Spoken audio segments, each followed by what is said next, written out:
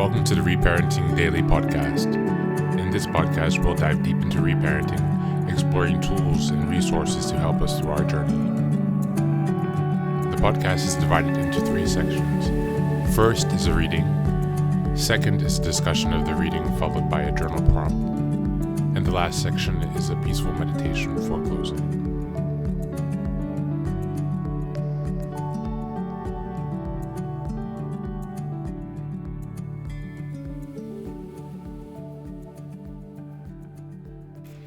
Good morning, good afternoon, and good evening from whenever and wherever you're joining us. Thanks for being here for another day of reparenting. Today we're reading from Mastery by Robert Greene. And this section is called Find Your Way Back, the Life or Death Strategy. As a very young child, Buckminster Fuller, 1895 to 1983, knew that he experienced the world differently than others. He was born with extreme nearsightedness. Everything around him was a blur, and so his other senses developed to compensate for this, particularly touch and smell. Even after he was prescribed glasses at the age of 5, he continued to perceive the world around him with more than just his eyes. He had a tactile form of intelligence. Fuller was extremely resourceful as a child. However, he invented a new kind of oar to help propel him across lakes in Maine, where he spent his summer delivering mail. Its design was modeled after the motion of jellyfish, which he had observed and studied. He could envision the dynamic of their movement with more than his eyes. He felt the movement. He reproduced this motion in his newfangled oar, and it functioned beautifully. During such summers, he would dream of other interesting inventions. These would be his life's work, his destiny. Being different, however, had its painful side. He had no patience for the usual forms of education. Although he was very bright and had been admitted to Harvard University, he could not adapt to the strict styles of learning. He skipped class, began to drink, and led a rather bohemian lifestyle. The officials at Harvard expelled him twice, the second time for good. After that, he bounced from job to job. He worked at a meatpacking plant, and then, during World War I, he secured a good position in the Navy. He had an incredible feel for machines and how their parts worked in concert. But he was restless and could not stay so long in one place. After the war, he had a wife and child to support. And despairing of ever being able to care for them properly, he decided to take a high-paying position as a sales manager. He worked hard, did a decent job, but after 3 months, the company folded. He had found the work extremely unsatisfying, but it seemed that such jobs were all he could expect from life. Finally, a few months later, a chance appeared out of nowhere. His father-in-law had invented a way of producing materials for houses that would end up making them more durable, better insulated, and at a much lower cost. But the father could not find investors or anyone willing to help him set up the business. Fuller thought this a brilliant idea. He had always been interested in housing and architecture, so he offered to take charge of implementing the new technology. He put everything he could into the effort and was able to improve on the materials to be used. Fuller's fathers-in-law supported his work, and together they formed Stock Trade Building Systems. Money from investors, mostly family members, allowed them to open factories. The company struggled. The new technology was too radical, and even Fuller was too much of a prudist to compromise on his desire to revolutionize the construction industry. After 5 years, the company was sold, and Fuller was fired as president. Now the situation looked bleaker than ever. The family had been living well in Chicago on his salary, beyond his means. In those 5 years, he had not managed to save anything.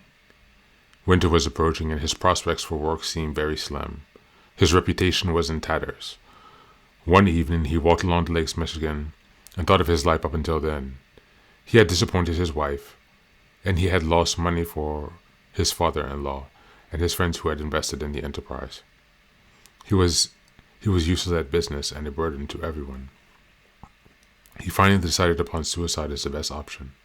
He drove down to the lake.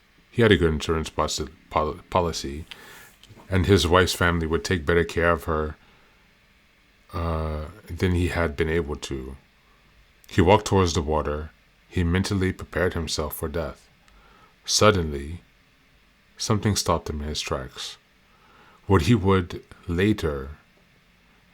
describe later as a voice coming from nearby or perhaps from within him. It said, from now on, you need never wait temporal attestation to your thought. You think the truth. You do not have the right to eliminate yourself. You do not belong to you. You belong to the universe. Your significance will remain forever obscure to you, but you may assume that you are fulfilling your role if you apply yourself to converting your experience into the highest advantage of others. Never having heard voices before, Fuller could only imagine it as something real. Stunned by these words, he turned away from the water and headed home. On the way there, he began to ponder the words and to reassess his life, now in a different light. Perhaps what he had perceived moments earlier as his mistakes were not mistakes at all. He had tried to fit into a world, business, in which he did not belong. The world was telling him that if he only listened. The world was telling him this if he only listened. The Stockton experience was not all a waste. He had learned some invaluable lessons about human nature. He should have no regrets. The truth was that he was different. In his mind, he imagined all kinds of inventions, new kinds of cars, houses, buildings, structures that reflected his unusual perception skills.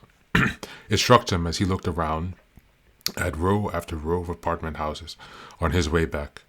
The people suffered more from sameness, from the inability to think of doing things differently, than from none other than conformity. He swore that from that moment on, he would listen to nothing except his own experience, his own voice. He would create an alternative way of making things that would open people's eyes to new possibilities. The money would eventually come. Whenever he thought of the money first, disaster followed. He would take care of his family, but they would have to live frugally for the moment. Over the years, Fuller kept his promise. The pursuit of his particular ideas led to the design of an inexpensive and energy-efficient forms of transportation and shelter, the Dynamax car and the Dynamax house, and to the invention of geodesic dome, a whole new form of architectural structure. Fame and money soon followed. Thank you, and that's the reading for today.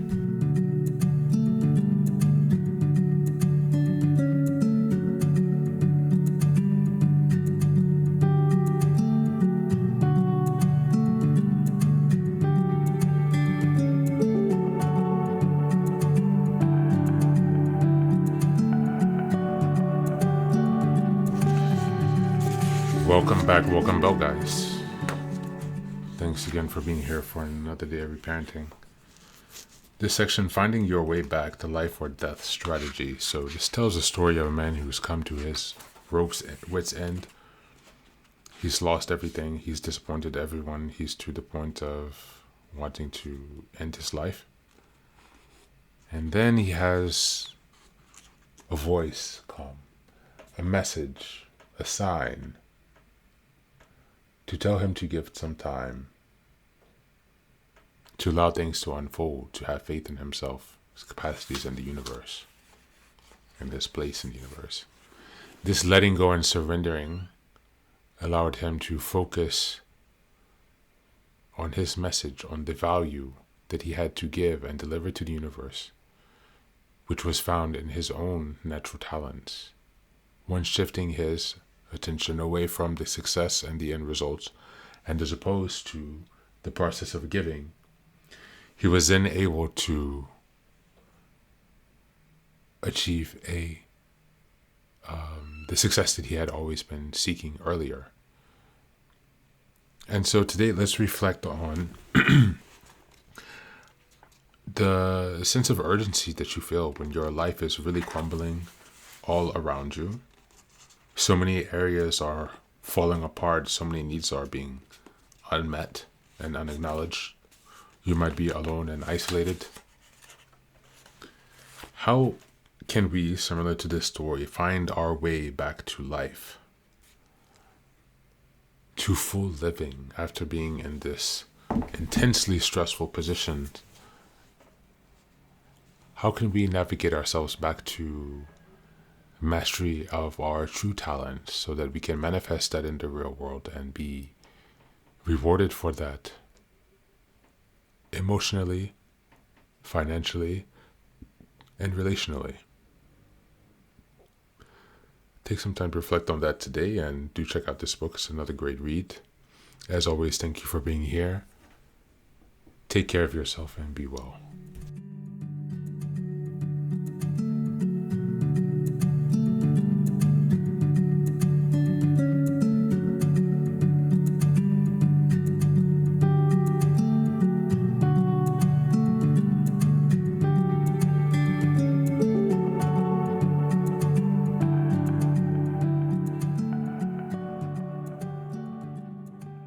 And now, let us move on to the final section, the meditation. This is an unguided meditation. I will simply provide some music and you can take some time to relax. Please feel free to choose a location and a place where you feel safe and where you can be undisturbed for the next 10 minutes. You can choose to be sitting down, standing, as you like, wherever you are most comfortable. Thank you for being here and enjoy the meditation.